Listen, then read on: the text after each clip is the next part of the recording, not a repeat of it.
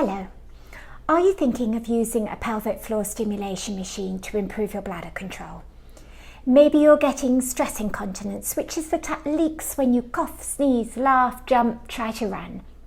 Or maybe you find you can't hold your bladder like you used to and you get caught out before you can get there. This video will explain how electrical stimulation works to exercise your muscles. I'm Amanda Savage, a physiotherapist who specialises in helping women find and train their muscles. I love a bit of kit, but only if it's going to help you and be worth your precious time and money. Research has shown us that most women can massively improve bladder leakage problems by simply doing classic pelvic floor exercises 2 to 3 times a day. You can do your pelvic floor exercises by yourself without any gadgets or kit at all, but some people do really like to work with a gadget. Stim machines are ideal for people who don't really know where their muscles are or have a lot of trouble trying to activate them. They're also very good for weak muscles, the ones that can only contract a few times before they get too tired. And your physiotherapist may have suggested that you need to start this way to give your muscles a boost. Stim devices are also quite useful for people who get easily distracted when doing their traditional Kegel exercises because they pin you down and make you concentrate. You can apply the stimulation current close to the muscles with a specially designed internal vaginal or anal electrode. The stim device will send electrical impulses direct to the pelvic floor muscles to artificially make them work and relax. You can vary the exercise programs to get different sensations and to practice different exercise patterns. Did you know that it can also be used for pain relief for common problems like painful periods, painful bladder syndrome, or background pelvic pain after surgery or childbirth? This treatment's called TENS. TENS currents are commonly used as a package of pain relief alongside medicine. Impulses are sent along a wire to sticky pads on your lower back or your abdomen. There are 2 types of TENS current. High frequency, which is called conventional TENS, interrupts the messages coming up to your brain from your body and it makes it less sensitive to them. Whereas low frequency TENS, sometimes called acupuncture TENS, stimulates your brain to release its own happy chemicals. Both types of TENS can be used as much and as often as you like, and it's considered a very low risk, low side effect way to help pain.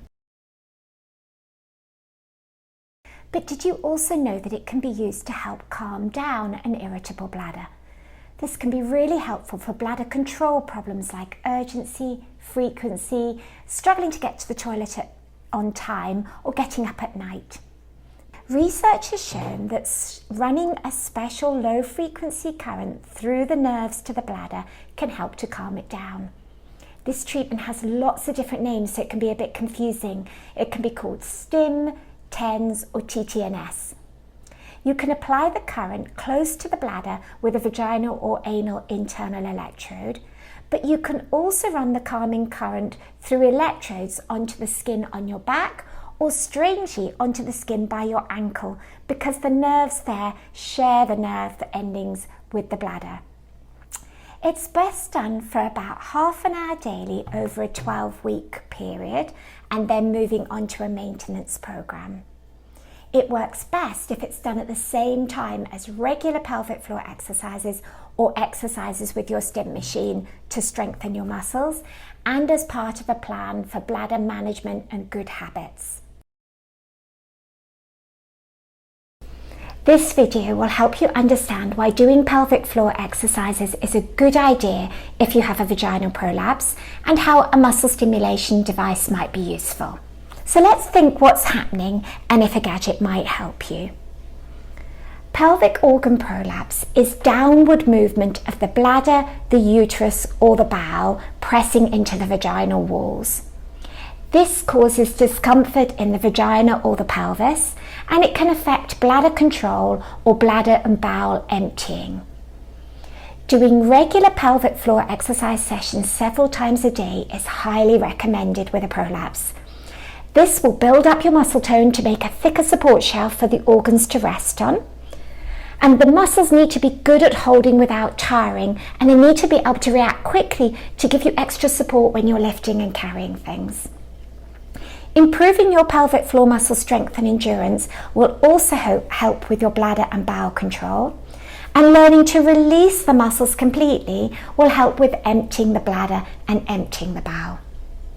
You can do pelvic floor exercises completely by yourself without any gadgets or devices at all. But some people really like to work with a gadget.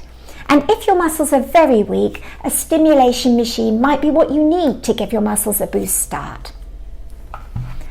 I've worked with Kegel8 to create a new guide for their Ultra 20 stimulation machine, and it includes a special 12-week pathway for women with prolapse who want to work on their pelvic floor muscles.